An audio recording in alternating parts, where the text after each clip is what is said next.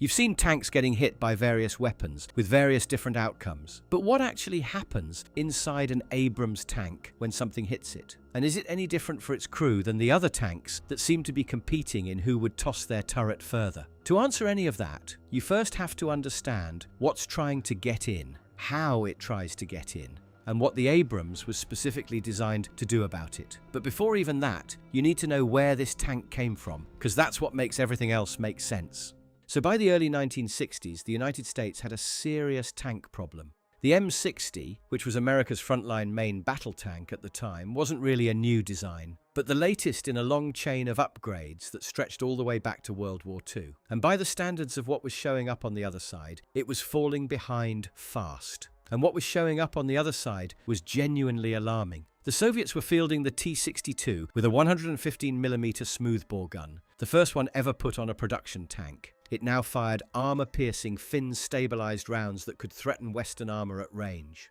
And behind the T-62, there was the T-64, which went even further, introducing an autoloader and dropping the crew down to 3 men. So the Soviets, besides now building better tanks, they were also building more of them. And the good old M60, no matter how many times you upgraded it, simply couldn't keep pace with that. America needed something entirely new, designed from scratch. So the US Defense Secretary started working with West Germany on a joint project to develop a next-generation tank that both countries would use, the ambitious MBT-70 project, to leapfrog everything the Soviets had in a single jump and negate their numerical superiority by completely changing how armored warfare worked. That was the theory. In practice, however, it was a disaster. The thing was overcomplicated, unreliable, and impossible to produce and sustain in any real numbers. The Americans and the Germans disagreed on virtually every major design decision, and unsurprisingly, the whole program eventually collapsed. But it wasn't a total waste, because the technology, the engineering lessons, and the failures all fed directly into a new design that would actually work. For the Germans, that eventually evolved into the Leopard 2. But the Americans started a new program designated XM1, and the whole philosophy was basically the opposite of the MBT-70. No screwing around with an autoloader and unnecessary complexity, but use old-school, proven and reliable technology. Build something that actually works, that you can afford to produce in large numbers, and that dominates the battlefield through excellence in the core features, meaning firepower, protection, and mobility, rather than through fancy gadgets that break down when you need them most. Like perfecting your jab cross in boxing instead of working on unrealistic 15-punch combos that would get you knocked out.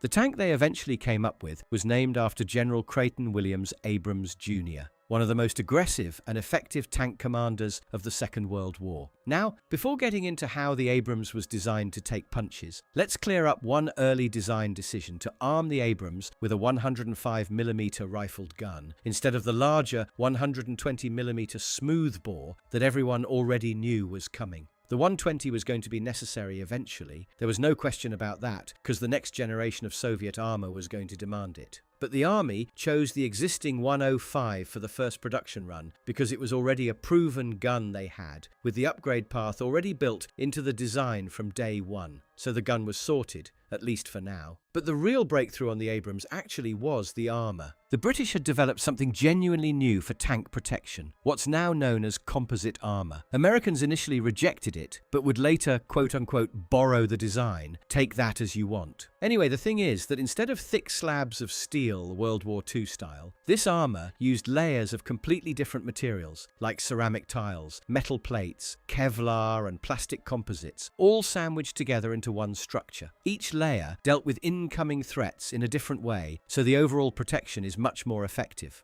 The ceramic tiles, for example, are extremely hard, so when a kinetic penetrator hits them, they shatter it on impact. The backing plates behind the ceramics then absorb and redirect whatever energy is left. Against shaped charges you find in anti-tank missiles' warheads and RPGs, the ceramics disrupt the superplastic copper jet that does the actual penetrating, creating turbulence that tears it apart before it can go all the way through the armor. The exact composition is still classified to this day, but the estimated frontal protection on the base M1 reached roughly the same as 350mm of rolled homogeneous armor when it comes to kinetic rounds, and about 700mm against shaped charges. That is vastly beyond anything you could ever achieve with steel alone. But wait till we get into the actual combat. In 1988, the M1A1 got another upgrade of its sandwich armor, the depleted uranium mesh, as an additional layer. Depleted uranium is extraordinarily hard and helps with breaking up, or at least slowing down, whatever might be going through the armor. So the variant got 2 new letters to its name, M1A, 1HA, standing for heavy armor. The shaped charge protection on the frontal arc nearly doubled, and nothing short of the most powerful anti-tank guided missiles of the late Cold War era could even threaten Abrams from the front at the time. And this was the version that deployed to Desert Storm in 1991, where it proved effectively impervious to every single Iraqi weapon that hit it head-on. We also have a video about tank crews in that war. I'll put it at the end if you want to watch it as well. So that's where the Abrams came from, with the philosophy that the crew matters more than a tank, because it is much harder to replace a well-trained, experienced crew than to replace a tank. And while we're on crew survivability, we must explain the signature feature, or better said features, of the Abrams tank that plays the biggest part in not turning its crew into charred barbecue. In every tank that came before the Abrams, and honestly in most tanks around the world to this day, the ammunition is stored somewhere inside the same space where the crew sits. If God forbid a round gets through the armor and hits the ammunition, it doesn't hint at a great day for the crew right next to it. So, engineers decided to make this different with the Abrams. The vast majority of the main gun ammunition is stored in a dedicated armored compartment built into the rear of the turret, a section called the turret bustle. Out of approximately 40 rounds total, about 34 sit in this turret bustle compartment. The remaining 6 rounds are in a separate armored box in the hull, near the driver's position. This space is separated from the crew compartment by a thick and heavy steel blast door. So as long as that door is closed, the ammunition is behind armor. When the loader needs a round, he hits a knee switch, the blast door slides open, he reaches into the ammunition compartment, pulls out the round his commander asked for, loads it into the breech of the gun, and as soon as he's clear, the door slides closed again automatically before the gun fires. The roof of this ammunition compartment is fitted with blowout panels, designed to be strong on the outside, but weak on the inside, so that pressure from an internal explosion pushes them open. If an enemy round penetrates the turret bustle and strikes the stored ammunition, yes, the propellant ignites. But instead of that explosion going through the crew compartment and killing everyone inside, the blowout panels blow open. A massive column of flame shoots straight up out of the turret roof, and the ammunition burns off. The crew, sitting on the other side of that hopefully closed blast door, just a couple of feet away, can survive, as well as the rest of the tank. It could drive away from what should have been a catastrophic complete kill, although the turret might need some polishing and a new coat of paint. But if the tank got hit in the moment when the doors were open, well, then it works like all the other tanks like T-72 series that have a slight tendency to blow themselves up after a single hit to the ammo stored in the autoloader carousel. You know about all that. The Abrams was the first to go into mass production with this ammo storage system. This comes with a set of cons, of course, but if you ask me, I'd rather be inside an Abrams than sitting on top of all the ammo for the main gun, like in the T-72 versions. As the Abrams loader spends his ready rounds, which are in the easiest place to grab when the blast doors are open, he has to start pulling out those further back in the bustle, which takes longer. So because of that, during any pause in the action, a loader would reposition rounds into the ready slots and prepare everything for the eventual rapid fire they might be needing. Another disadvantage of this system is that all of it adds quite a bit of weight to the tank, which is why the Abrams is one of the heaviest tanks in the world. And it's also why the tank carries fewer rounds than you might expect for something its size, but at least it's far less likely to kill you. Another interesting feature, as we're on the ammo, is that unlike standard tank shells that work pretty much like a giant rifle cartridge, the Abrams introduced a semi-combustible cartridge case. With the older rounds, after firing, a brass casing was ejected from the breech and it dropped onto the turret floor. They would pile up around the loader's feet to trip him during combat until he had time to toss them out. Now, the body of this semi-combustible casing is made of nitrocellulose, basically compressed cardboard mixed with explosive compounds. When the gun fires, this casing burns up along with the main propellant charge inside the barrel. The only thing left over is the stub base, which is a short metal cup at the bottom where the primer sits. It expands under pressure to seal the breech and prevent propellant gases from blowing backward into the crew compartment. After firing, that stub base gets ejected automatically and doesn't take up space in the already cramped interior of the tank. There is a downside, though, because combustible cases are more sensitive to moisture than brass, and they're not entirely immune to accidents, like if you drop them. So crews have to handle the rounds with more care, and you definitely wouldn't want to smoke around these. And beyond the armor and the ammunition storage, we have one more system that helps keep the crew alive: the Halon fire suppression. Sensors inside the crew compartment can detect a fire and trigger suppression in under 200 milliseconds, faster than a human blink.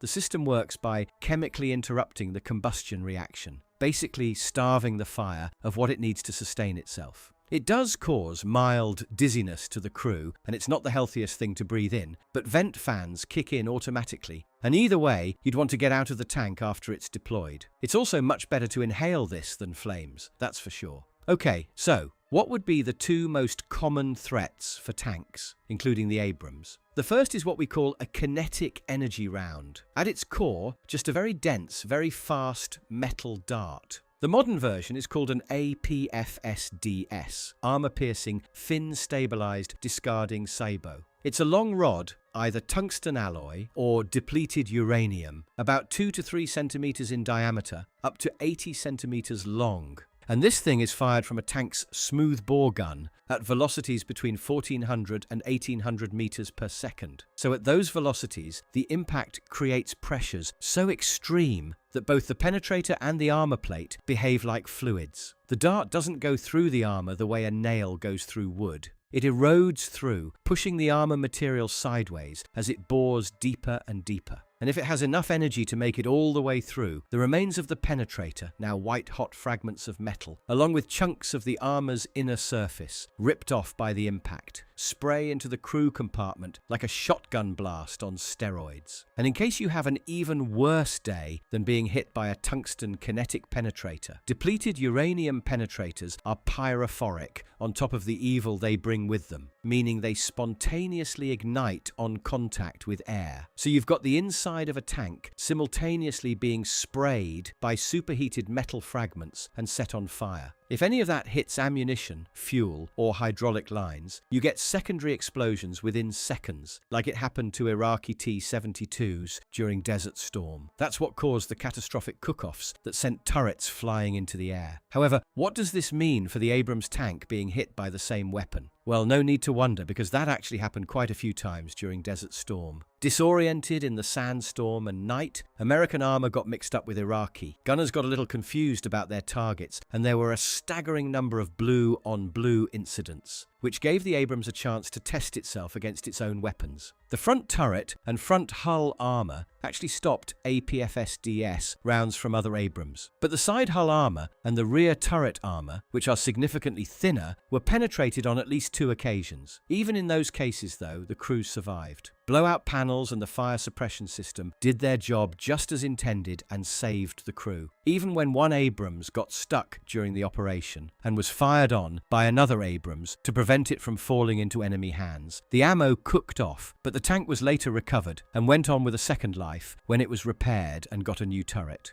There were also other cases of Abrams eating several direct hits by T-72s, either by kinetic penetrators or high-explosive anti-tank rounds, and continuing on unfazed. However, although it looked like the best and most indestructible tank in the world, these early successes were not going to last forever, because the 2003 invasion of Iraq added something new: urban combat. The Abrams that was designed to engage Soviet tanks frontally on wide-open terrain and at long range was now driving through narrow city streets that were just paradise for RPGs, recoilless rifles, and snipers. The second way to kill a tank is chemical energy, and the most common form is the shaped charge, or what we know as heat, short for high-explosive anti-tank. A shaped charge uses the detonation of an explosive to collapse a metal cone liner into a hypersonic jet of semi-molten metal. This jet travels at speeds between 7 and 14 kilometers per second. It's narrow, extremely concentrated, and it can penetrate steel to a depth of 7 or more times the diameter of the charge itself. So a typical modern shaped charge, like the warhead of the infamous RPG-7, can burn through well over 300 millimeters of steel armor. When that jet makes it through a tank's armor,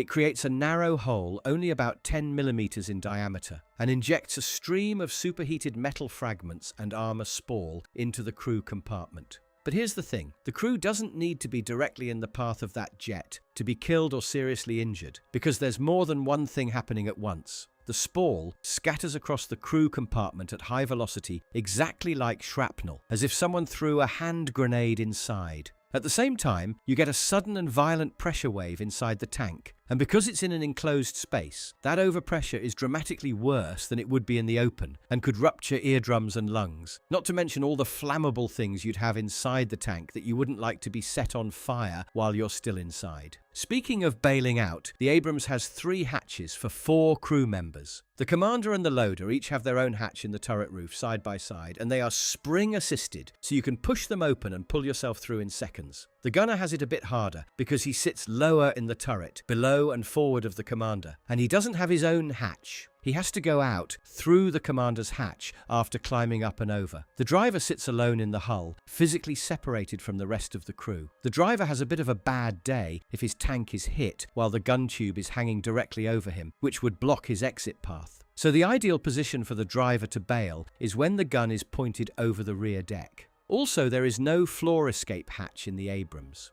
This is because it would make the tank much more vulnerable to mines and IEDs, while in practice, belly hatches are awkward and slow to be used, and much more likely you'd be jumping out through your roof hatch. There's an instance, though, when a crew flipped over their Abrams during training and couldn't get out until the recovery vehicle came to flip the tank back onto its tracks. Every crew member wears a combat vehicle crewman's coverall made from Nomex, which is flame-resistant to buy you some time to get the hell out if your tank is burning. The RPG-7, with its standard warhead, couldn't get through the Abrams' front or side turret armor, but when fired at the tracks, the rear engine compartment, or the vulnerable gap between the turret and the hull, and especially at such close distance, it could ruin the day for the crew inside. Near Karbala, an RPG warhead hit a fuel cell and started a fire that spread to the turbine. The crew couldn't put it out, had to abandon the tank, and it burned down completely. During the Battle of Baghdad, one Abrams got hit by several heavy machine gun rounds that ruptured an external fuel bladder, starting a fire that reached the engine. Same result, and the tank was lost. However, the crew survived as it was intended. During the Battle of Najaf in 2003, 2 Abrams were hit by unknown weapons, and both had their ammunition stores ignited. In both cases, the blowout panels vented it upward, and both crews escaped without serious injury. But there's an incident from Baghdad that is not explained to this very day. An Abrams on patrol was hit by something that no one could identify. Whatever it was, punched through the tank's side skirt and drilled a pencil-sized hole through the hull armor, so small that the investigating officer noted his little finger wouldn't fit into it. It went into the crew compartment, passed through the gunner's seatback,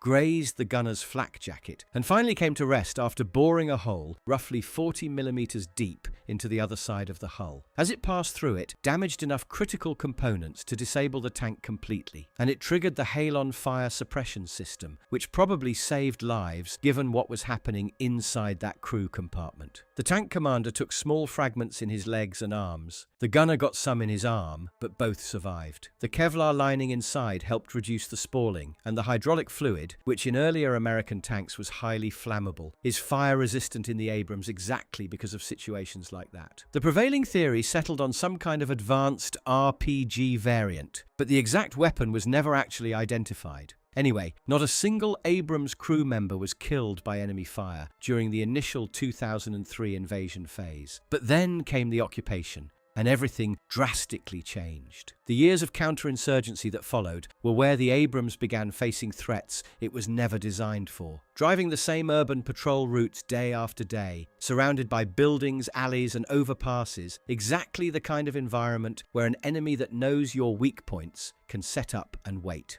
The weapon that came to define the Iraq War was the improvised explosive device. By 2006, roughly 100 IEDs were detonating per day across Iraq. Most of them were built to attack lighter vehicles, Humvees, trucks, APCs, and those generally couldn't destroy an Abrams. Standard buried IEDs using artillery shells or homemade explosives would damage tracks, blow off road wheels, and sometimes injure the crew with the blast shock through the hull floor, but they rarely penetrated the hull armor itself. That said, an IED detonating directly underneath the hull sent a vertical shock force straight up through the floor and into the crew's spines, with the driver being the most vulnerable because he sits lowest and closest to the ground. But the real problem was the explosively formed penetrator, the EFP. And this was a completely different kind of weapon. An EFP is technically a type of shaped charge, but it uses a dish-shaped copper plate that the explosion deforms into a solid slug, a fist-sized lump of superheated copper moving at roughly 2,000 meters per second, about Mach 6. And unlike a conventional shaped charge jet, which breaks up and loses effectiveness over distance, the EFP slug holds its shape and its energy even up to 100 meters. This thing could penetrate the armor of an Abrams, particularly the thinner side and belly armor. They were hidden inside walls, lampposts, curbs, basically anywhere along the patrol routes the Americans drove every single day. A declassified report recorded 195 American service members killed and close to 900 wounded by EFPs across all vehicle types. A hit to the side skirt or hull side would sometimes be stopped by the reactive armor added as part of the Tusk upgrade. But a clean hit to an unprotected area like the belly armor could drive that copper slug straight into the crew compartment. On June 6, 2006, 2 of the 4 crew members of an M1A2 Abrams were killed in Baghdad when an IED detonated near their tank. This was one of the first confirmed instances of Abrams crew members being killed by enemy action while inside their vehicle. On August 2, 2006, Marine Sergeant George M. Ulloa was fatally injured when his M1A1 was hit by 2 IEDs in Al-Anbar province. When Iraqi Army Abrams faced ISIS from 2014 onward, the picture got significantly worse. However, these were M1A1M export variants, which means they didn't have the depleted uranium armor layer. They were downgraded versions of what the Americans had been using. On top of that, they were mostly poorly maintained and operated by crews with minimal training compared to American crews. And to make things even worse, ISIS had the Cornet anti-tank missile with a tandem warhead that's designed to defeat reactive armor, even if the Iraqi tanks were lucky enough to have reactive armor in the first place. The Iraqi losses were severe. Roughly 1/3 of the 140 Abrams that had been delivered to Iraq were either destroyed or captured by ISIS, and later had to be destroyed by American airstrikes. But the primary cause wasn't a failure of the tank's design, but more down to improper use on the battlefield. The most recent chapter is, of course, Ukraine, where we could say that a similar thing happened. The United States delivered 31 M1A1SA Abrams to Ukraine, same story as Iraq. Export configuration of older, used, beat-up tanks. And on top of that, the battlefield they entered was unlike anything the Abrams had faced before, with drones now in play among the most advanced anti-tank systems. The first confirmed loss came just 3 days after they first appeared in combat, by an FPV drone, of course. The strike caused an exterior fire, the crew bailed out, and then a second drone hit the tank again, igniting the ammunition. The blowout panels functioned as designed, venting the explosion upward, but the tank was burned and destroyed. A pattern that would be repeated across Ukraine with all tanks, not just the Abrams.